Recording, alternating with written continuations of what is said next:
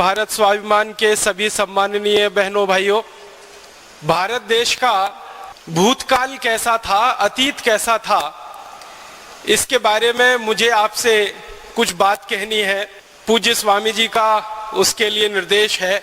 मैं उसके लिए आपके सामने कुछ प्रमाण प्रस्तुत करूंगा। उन प्रमाणों के आधार पर हम सब इस बात का अंदाजा लगा लेंगे, आकलन कर लेंगे कि भारत का अतीत कैसा था। भारत का एक अतीत तो है जो बहुत पुराना है, वेदों के समय का है, वेदकालीन है, और वो 10वीं शताब्दी तक चलता है। वेदों के समय से लेकर 10वीं शताब्दी तक का। परम पूजनीय स्वामी जी ने उसके बारे में आपसे जरूर बात की होगी। मैं आपको भारत के उस अतीत के बारे में बात करूंगा जो अभी हाल में हमारे सामने रहा। 150-200 साल पहले तक, 18वीं शताब्दी तक, 17वीं शताब्दी तक, 16वीं शताब्दी तक, 15वीं शताब्दी तक, माने आज से लगभग 100-150 साल पहले से शुरू करके और पिछले 1000 साल का जो भारत का इतिहास है कैसा है वो, उसके बारे में थोड़ी सी बात करूंगा। और एक जानकारी आपको स्पष्टता के लिए देना चाहता हूं, वो ये कि भारत के इतिहास पर, भारत के अतीत पर दुनिया भर के 200 से ज्यादा विद्वान इतिहास विशेषज्ञों ने बहुत ज्यादा शोध किया है, बहुत शोध किया है। और दुनिया भर के ये 200 से ज्यादा विद्वान शोधकर्ता, इतिहास के विशेषज्ञ भारत के बारे में क्या कहते रहे हैं, इनमें से कुछ विशेषज्ञों की बात आपके सामने रखूंगा। सभी विशेषज्ञों का रखना बड़ा मुश्किल है क्योंकि 200 विशेषज्ञों का काफी समय जाएगा, लेकिन उसमें से जो प्रमुख हैं, मुख्य हैं, ऐसे 8-10 विशेषज्ञों की बात आपके सामने रखूंगा। और ये सारे विशेषज्ञ भारत से बाहर के हैं। कुछ अंग्रेज हैं, कुछ स्कॉटिश हैं, कुछ अमेरिकन हैं, कुछ फ्रेंच हैं, कुछ जर्मन हैं। ऐसे दुनिया के अलग अलग देशों के विशेषज्ञों ने भारत के बारे में जो कुछ कहा है, लिखा है और उसके जो प्रमाण दिए हैं, उन पर बात मुझे कहनी है। सबसे पहले एक अंग्रेज की जानकारी मैं आपको दूं।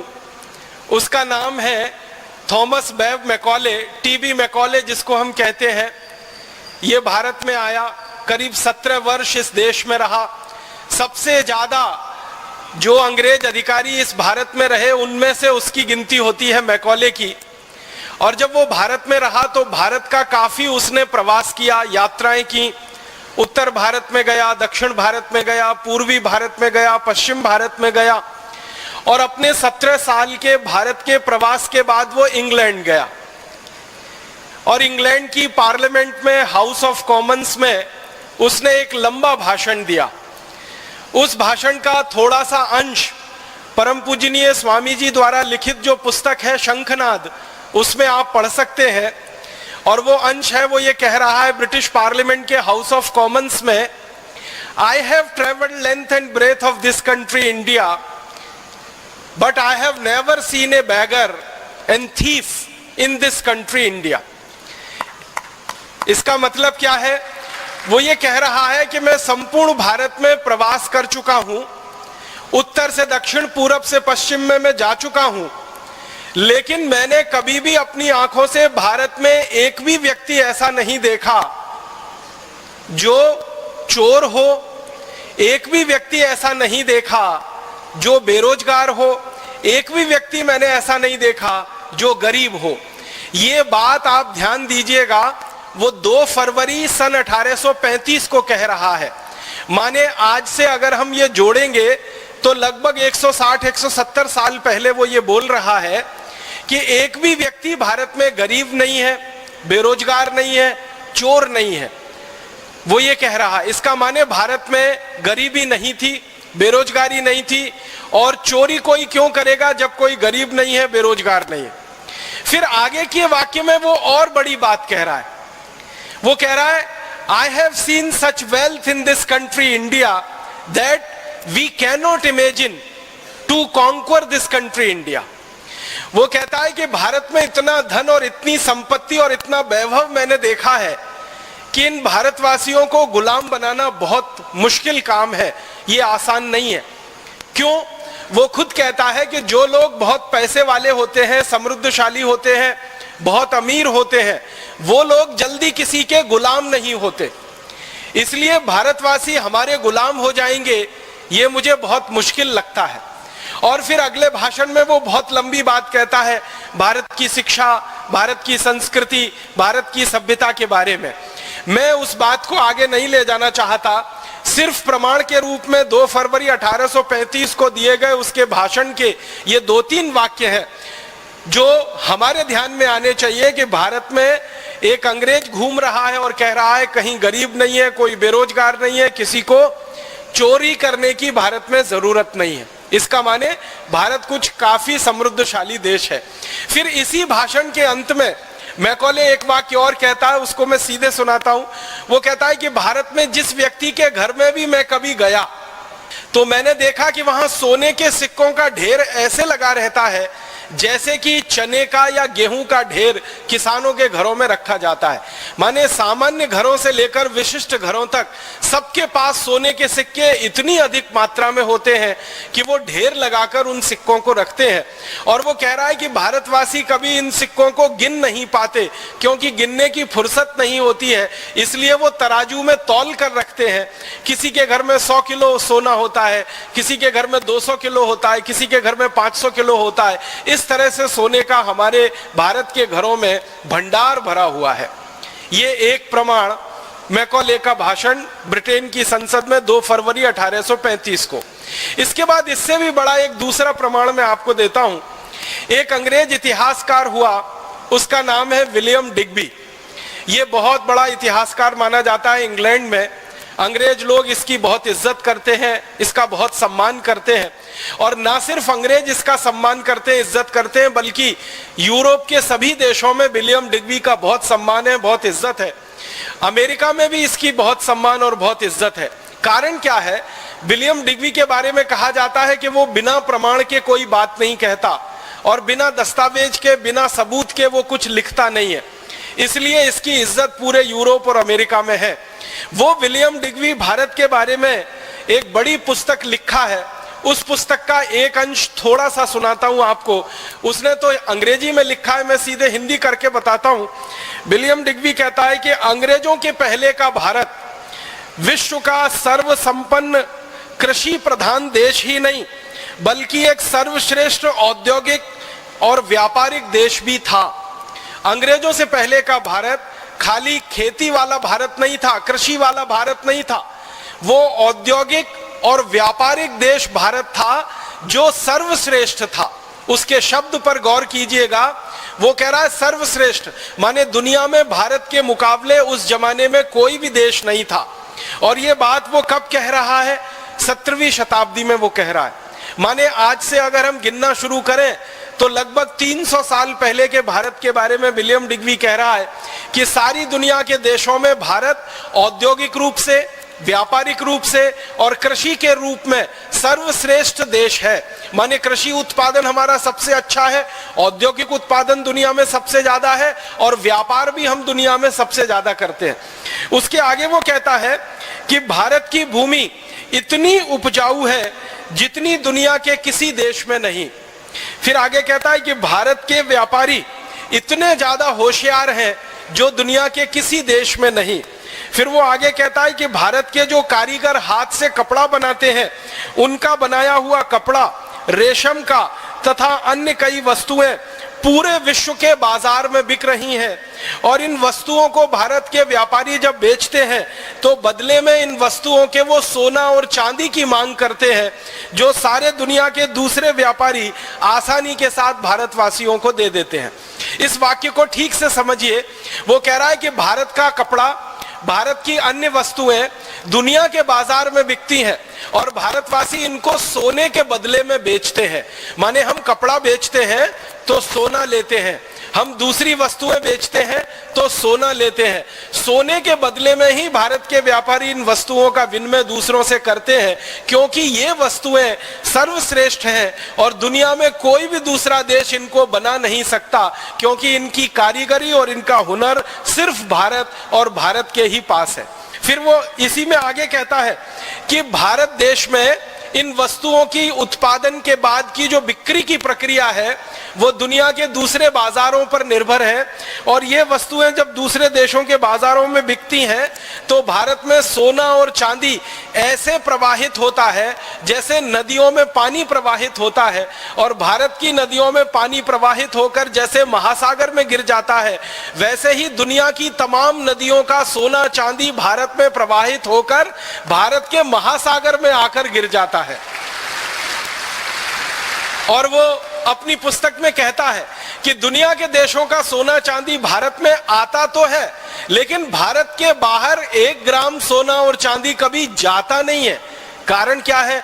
वो कहता है कि भारतवासी दुनिया में सारी वस्तुओं का उत्पादन करते हैं, लेकिन वो कभी किसी से खरीदते कुछ नहीं है। मतलब सीधा सा ये है कि भारत आयात कुछ नहीं करता है, इंपोर्ट कुछ नहीं करता है। जो भी कुछ है भारत, वो सिर्फ एक्सपोर्ट और निर्यात ही करता है। इसका मतलब बहुत साफ है कि आज से 300 साल पहले का भारत निर्यात प्रधान देश था। एक भी वस्तु हम विदेशों से नहीं खरीदते थे और वस्तुओं को बेचकर हम सोना चांदी सारी दुनिया से लेकर आते थे।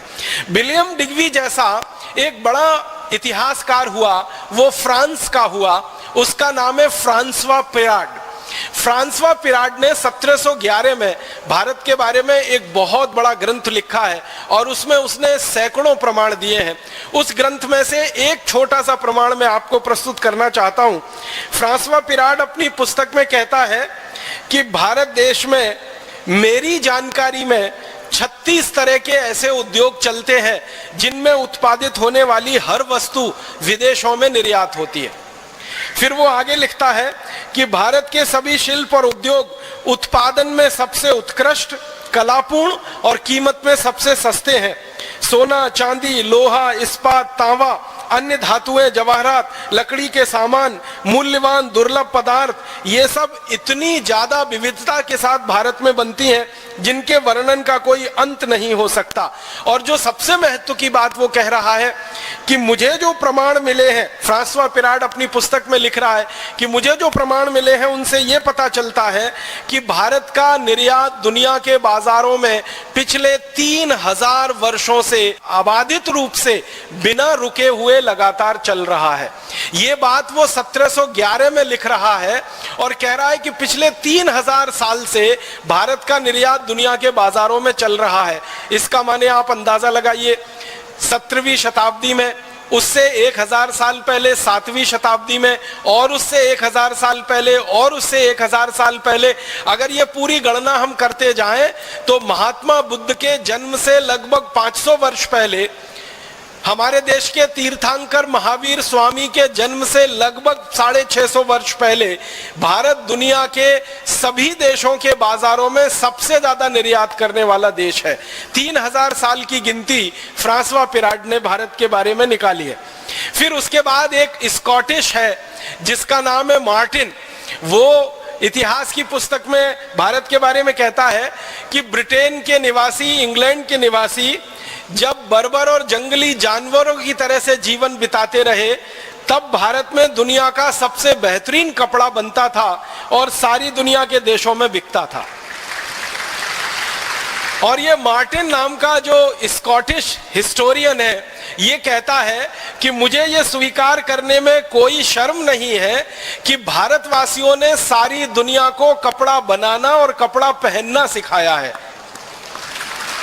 और वो कहता है हम अंग्रेजों ने और अंग्रेजों के सहयोगी जातियों के लोगों ने भारत से ही कपड़ा बनाना सीखा है और पहनना भी सीखा है। फिर वो कहता है कि रोमन साम्राज्य में जितने भी राजा और रानी हुए हैं वो सभी भारत के कपड़े मंगाते रहे हैं, पहनते रहे हैं और उन्हीं से उनका जीवन चलता रहा है। एक फ्रांसीसी इतिहासकार है 1750 में, उसका नाम है टेवर्नी। वो क्या कह रहा है? वो कह रहा है भारत के वस्त्र इतने सुंदर और इतने हल्के हैं कि हाथ पर रखो तो पता ही नहीं चलता कि उनका वजन कितना है। सूत की महीन कताई मुश्किल से नजर आती है। भारत में कालीकट, ढाका, सूरत, मालवा में इतना महीन कपड़ा बनता है कि पहनने वाले का शरीर ऐसा दिखता है कि मानो वो एकदम नग्न है। माने कपड़े की बुनाई इतनी बारीक है कि अंदर का शरीर भी उसमें से दिखाई देता है। वो कहता है इतनी अद्भुत बुनाई भारत के कारीगर जो हाथ से कर सकते हैं वो दुनिया के किसी भी देश में कल्पना करना संभव नहीं है। फिर उसके बाद एक अंग्रेज है विलियम वार्ड, वो कहता है कि भारत में मलमल का उत्पादन इतना विलक्षण है, ये भारत के कारीगरों के हाथों का कमाल है। जब इस मलमल को घास पर बिछा दिया जाता है और उस पर ओस की कोई बूंद गिर जाती है तो वो दिखाई नहीं देती है, क्योंकि ओस की बूंद में जितना पतला रंग होता है, माने जितना हल्का रंग होता है, उतना ही हल्का वो कपड़ा होता है। इसलिए ओस की बूंद और कपड़ा आपस में मिल जाते हैं, अलग अलग दिखाई नहीं देते। इतनी बारीक बुनाई भारत के कपड़े की है। आपने बहुत बार इतिहास में एक वाक्य सुना होगा कि भारत में बनाया हुआ कपड़ा एक छोटे से अंगूठी से, रिंग में से खींचकर बाहर निकाला जा सकता था, वो 13-14 मीटर का लंबा थान होता था। वो वाक्य इसी इतिहासकार ने लिखा है जिसका नाम है विलियम वार्ड। वो ये कहता है कि भारत का 13 गज का एक लंबा कपड़ा हम चाहे तो एक छोटी सी रिंग में से पूरा खींचकर बाहर निकाल सकते हैं। इतनी बारीक और इतनी महीन बुनाई भारत के कपड़े की यहाँ पर होती है। फिर वो कहता है कि भारत का 15 गज का लंबा थान, आप गज तो समझते ही हैं, मीटर से थोड़ा छोटा होता है। अगर 15 गज की मैं बात करूं तो वो लगभग 14 मीटर के बराबर बैठेगा। तो 14 मीटर लंबा थान या 15 गज का लंबा थान, वो कह रहा है कि उसका वजन 100 ग्राम से भी कम होता है। अब आप कल्पना करिए, 15 गज का इतना बड़ा थान, उसका वजन 100 ग्राम से भी कम होता है। वो कह रहा है कि मैंने बार बार भारत के कई थानों का वजन किया है, हर एक थान का वजन 100 ग्राम से भी कम निकलता है। और कुछ थान का वजन तो ग्रेन में उसने तौला है। ग्रेन एक इकाई होती है, अंग्रेजी इकाई है। जैसे हम सुनार के पास जाते हैं ना, सुनार सोने को तौलता है, तो एक तौल होती है जो 10 ग्राम की होती है और एक तौल 10 ग्राम से भी कम की होती है। तो तोला जिसको हम कहते हैं ना, वो 10 ग्राम का होता है।